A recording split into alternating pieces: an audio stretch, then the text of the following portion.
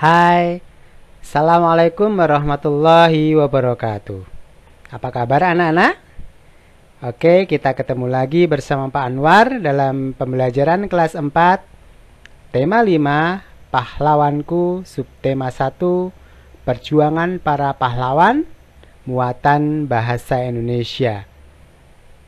Kali ini kita belajar tentang bagaimana menyajikan informasi dalam bentuk peta pikiran.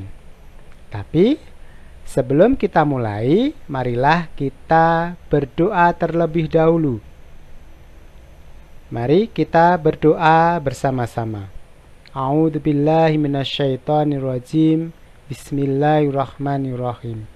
Raditu billahi robba wa bil islami dina wa bi Muhammadin nabiyya wa rasulah. Rabbi zidni ilma warzuqni fahma. Oke, di pertemuan sebelumnya kita sudah membahas tentang bagaimana mencari informasi dari sebuah bacaan atau teks. Demikian juga bagaimana menyajikan informasi atau menceritakan kembali isi teks bacaan dalam bentuk yang lebih ringkas. Hari ini kita belajar bagaimana kita menyajikan atau mempresentasikan informasi dari bacaan dalam bentuk peta pikiran. Yuk, agar lebih mudah dipahami, kita dapat menyajikan informasi penting dari teks yang telah kita baca dalam peta pikiran. Lantas, apa yang dimaksud dengan peta pikiran? Kalian sebenarnya pasti sudah pernah membuat peta pikiran. Tapi alangkah baiknya kita pelajari lagi apa itu peta pikiran. Apa ya peta pikiran itu? Ya, peta pikiran adalah diagram yang digunakan untuk menyajikan informasi secara visual. Dengan kata lain, peta pikiran merupakan suatu cara untuk menyajikan konsep, ide, atau informasi dalam bentuk diagram. Lanjut, bagaimana cara membuat peta pikiran? Ada yang tahu? Yuk kita bahas satu persatu berikut ini. Yang pertama, tentukan tema bacaan.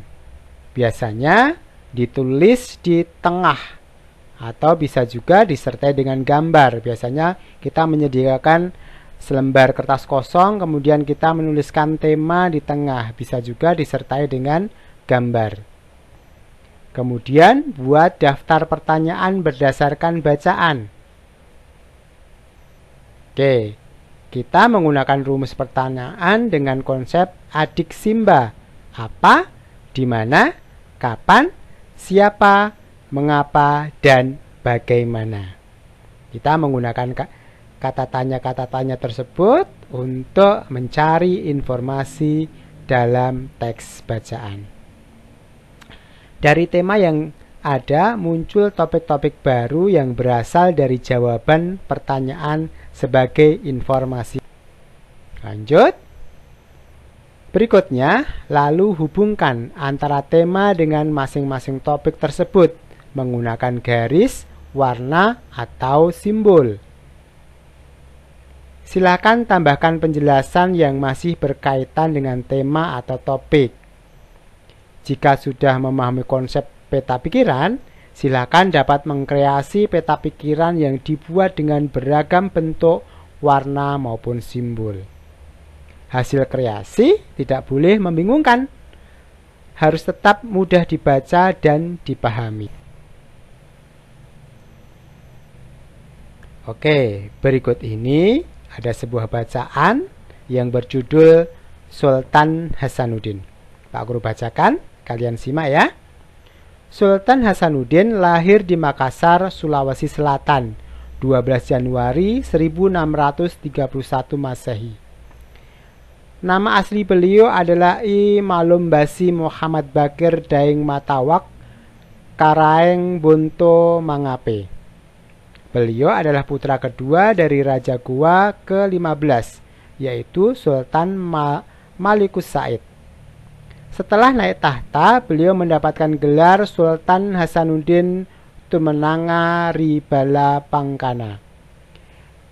Ketika masa pemerintahan Sultan Hasanuddin, Belanda berusaha menguasai perdagangan rempah-rempah di Sulawesi, termasuk wilayah kekuasaan Kerajaan Goa. Sultan Hasanuddin berusaha merangkul raja-raja kecil di Indonesia Timur untuk menentang Belanda. Belanda menjuluki Sultan Hasanuddin sebagai ayam jantan dari timur karena selalu melakukan perlawanan yang sengit. Adanya pengkhianatan yang dilakukan oleh Raja Arupalaka dari Bone, Belanda berhasil membuat kekuatan pasukan Hasanuddin melemah dan terdesak. Pada tanggal 18 November 1667, Sultan Hasanuddin bersedia menandatangani perjanjian Bongaya dengan Belanda. Perjanjian ini juga dijadikan sebagai titik taktik Sultan Hasanuddin untuk mengumpulkan kembali kekuatan melawan Belanda dan mencegah timbulnya korban jiwa. Dari bacaan tadi bisa kita buat daftar pertanyaan berdasarkan teks. Yang pertama, siapa nama tokoh dalam bacaan di atas? Apa julukan Sultan Hasanuddin yang diberikan oleh Belanda? Apa nama kerajaan yang dipimpin oleh Sultan Hasanuddin? Dari daerah mana Sultan Hasanuddin berasal? Apa perjuangan yang telah dilakukan Sultan Hasanuddin? Apa nama perjanjian yang dibuat bersama Belanda? Dari 6 pertanyaan ini, jika jawaban dari 6 pertanyaan ini bisa kita susun peta pikiran. Oke. Pertama, nama tokoh Sultan Hasanuddin berasal dari pertanyaan siapa nama tokoh dalam bacaan. Kemudian yang kedua, kerajaan yang dipimpin, Kerajaan Goa. Yang ketiga, julukan tokoh ayam jantan dari timur. Berikutnya, daerah asal Sultan Hasanuddin, Makassar, Sulawesi Selatan. Berikutnya, perjuangan yang dilakukan Sultan Hasanuddin merangkul raja-raja kecil untuk melawan Belanda. Berikutnya, perjanjian yang dibuat adalah perjanjian Bongaya. Inilah bentuk peta pikiran dari bacaan yang telah Pak Guru bacakan tadi. Tentu saja ini belum mencakup semua informasi dalam bacaan. Ini hanya sebagian informasi penting yang ada dalam bacaan. Oke. Berikutnya, di buku kalian halaman 35 ada sebuah bacaan tentang Pangeran Diponegoro. Maka berdasarkan bacaan tersebut, buatlah peta pikiran berdasarkan bacaan di halaman 35 buku 4E. Bentuk peta pikiran bisa mencontoh di halaman 36.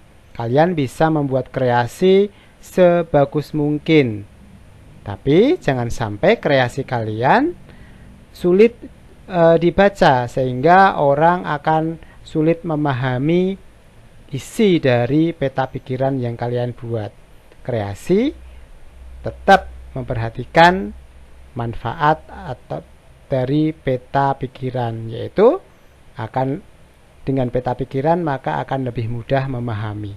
Jangan sampai dengan peta pikiran malah orang membaca lebih sulit untuk memahami.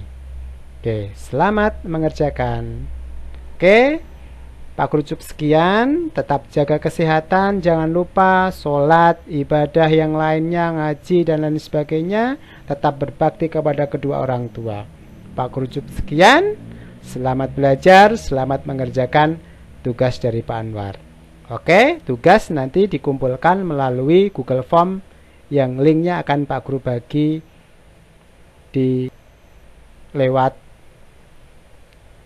WhatsApp grup kelas kalian. Pak Guru cukup sekian. Wassalamualaikum warahmatullahi wabarakatuh.